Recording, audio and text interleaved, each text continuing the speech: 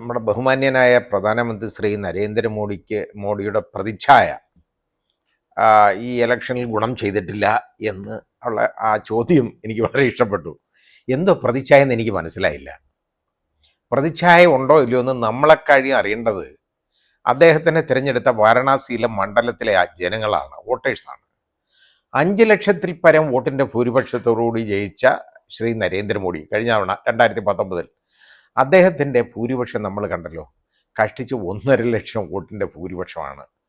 അത് പിന്നെ എവിടെ പ്രതിച്ഛായ? എന്താ പ്രതിച്ഛായ?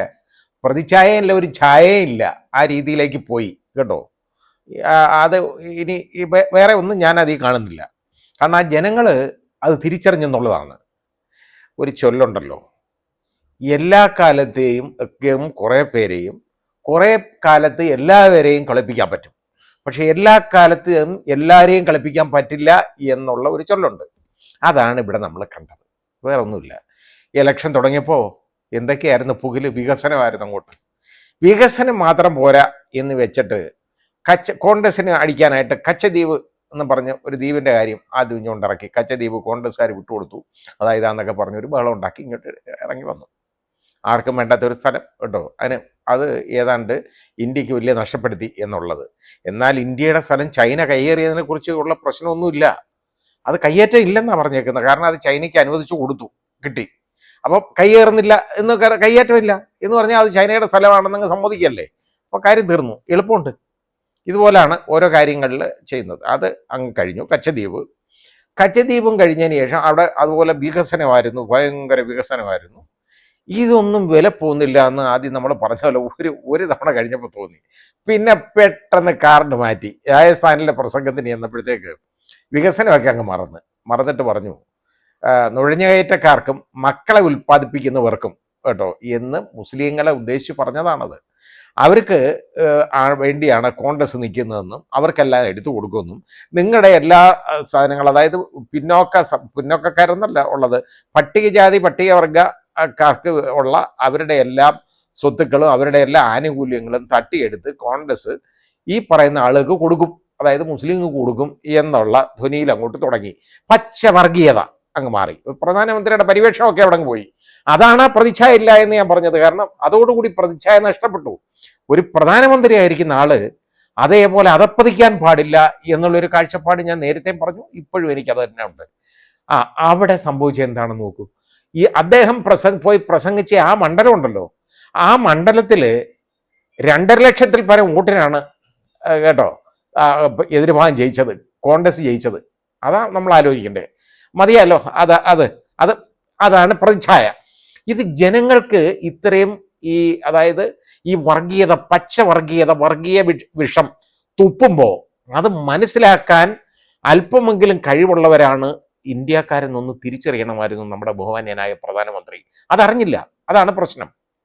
അപ്പോൾ അത് ക്ലച്ച് പിടിക്കുമെന്നൊരു തോന്നൽ വന്നു, ഈ വർഗീയമായിട്ടുള്ള ധ്രുവീകരണം. അങ്ങനെ ഹിന്ദു വോട്ടുകളെല്ലാം സമാഹരിക്കാം എന്നുള്ളതായിരുന്നു. ഒരു സമുദായത്തിനെ അതായത് മുസ്ലിങ്ങളെ ചവിട്ടിത്തേച്ച് അവരെ മനോവീര്യം കെടുത്തി അവരെ ഒരുപാട് ആക്ഷേപിച്ച് കേട്ടോ. അവർക്ക് ഒരു ഇൻഫീരിയോറിറ്റി കോംപ്ലക്സ് സത്യത്തിൽ എനിക്ക് പോലും ഉണ്ടായിട്ടുണ്ട്. കാരണം ഇത്രയും നമ്മളെ ആക്ഷേപിക്കുന്നല്ലോ, ആ വർഗത്തിനെ ഞാനിത് ജനിച്ചു പോയതാണ്, അല്ലാതെ ഞാൻ അറിഞ്ഞുകൊണ്ട് അത് വന്നതല്ല, കയറി വന്നതല്ല. ഞാൻ ജനിച്ചതുകൊണ്ട് ഞാൻ മുസ്ലിമായി. അങ്ങനെ ആയിപ്പോയത് കൊണ്ട് മാത്രം ഈ ആക്ഷേപം സഹിക്കേണ്ടതായിട്ട് വരുന്നല്ലോ എന്നൊരു സങ്കടം എനിക്കുണ്ടായിരുന്നു സത്യത്തിൽ. അപ്പോൾ അത് എല്ലാവർക്കും പക്ഷേ ഇവിടുത്തെ ഹിന്ദു സഹോദരങ്ങൾ തിരിച്ചറിഞ്ഞെന്നുള്ളതാണ് ഏറ്റവും വലിയ ഒരു കാര്യം. അവർക്ക് ഞങ്ങൾ സഹോദരങ്ങളാണ് ഇപ്പോഴും, ഒരു സംശയമില്ല. ഹിന്ദു സഹോദരങ്ങൾക്ക് ഇവിടുത്തെ മുസ്ലിങ്ങൾ എന്ന് പറഞ്ഞാൽ അവർ സഹോദരങ്ങൾ തന്നെയാണ്. പിന്നെ വർഗീയത, പച്ച വർഗീയത കൊണ്ട് നടക്കുന്ന ഇതേപോലെ ഇത് കേട്ട് മനസ്സ് തിരിഞ്ഞുപോയ, തല തിരിഞ്ഞുപോയ കുറേ വൃത്തികെട്ടവരുണ്ട്. അവർക്ക് മാത്രമേ ഉള്ളൂ ഈ വർഗീയത, അല്ലാതെ വേറെ ആർക്കും ഇവിടെ വർഗീയതയൊന്നുമില്ല. ആ രീതിയിലാണ് എല്ലാവരും അങ്ങനെ കാണുന്നത്. അങ്ങനെ കാണണം. അത് ഇന്ത്യയുടെ പാരമ്പര്യമാണ്. ആ പാരമ്പര്യം പഠിക്കണം. ഇന്ത്യക്ക് സ്വാതന്ത്ര്യം വാങ്ങിച്ചെന്നത് പോലുള്ള ചരിത്രം പഠിക്കണം. മഹാത്മാഗാന്ധി ആരാണെന്ന് ആദ്യം മനസ്സിലാക്കണം. അതുപോലും അറിയാൻ വയ്യെങ്കിൽ ഇതുപോലെ വർഗീയ ധ്രുവീകരണത്തിൽ ഇറങ്ങുമ്പോൾ ആലോചിക്കണം, ഇതൊന്നും പോകത്തില്ല എന്നുള്ളത്, വിലപ്പോയില്ല എന്നുള്ളത് തിരിച്ചറിയണം. ഇനി ഇത് മാത്രമല്ല, അത് കഴിഞ്ഞിട്ടോ ഇത് തോന്നി, ഇതങ്ങോട്ട് ഏൽക്കുമെന്നൊരു സംശയം തോന്നി കഴിഞ്ഞപ്പോൾ എന്താ, അങ്ങോട്ട് കൂട്ടി വളരെ കേട്ടോ.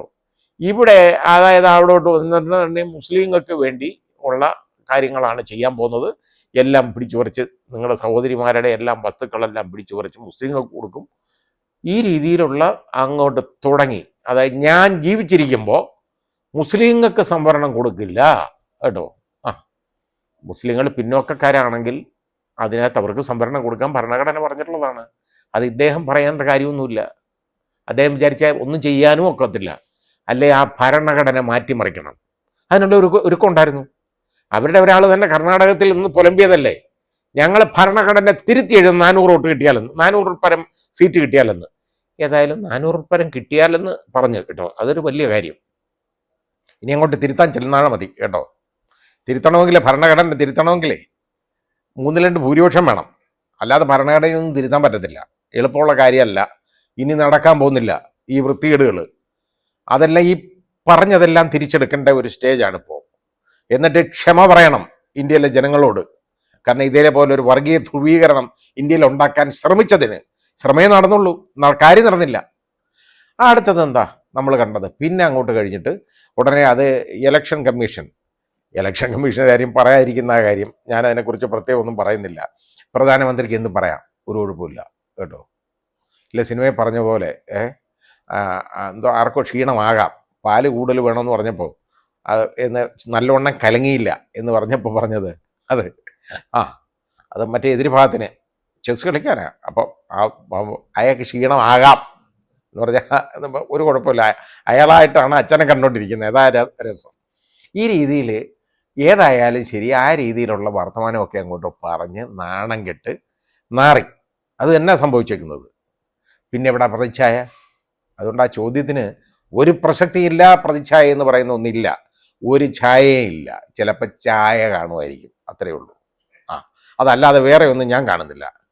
പിന്നെ ഇനി ഇതും കഴിഞ്ഞതിന് ശേഷം എന്താ, ഇലക്ഷൻ കമ്മീഷൻ എന്ന് പറഞ്ഞു. ഇങ്ങനെ പറഞ്ഞു കഴിഞ്ഞാൽ ഞങ്ങളും വെള്ളത്തിലാവും, അതുകൊണ്ട് ഇച്ചിരി ഒന്ന് കുറയ്ക്കണമെന്ന് അങ്ങനെ കാല് പിടിച്ച് കാണും.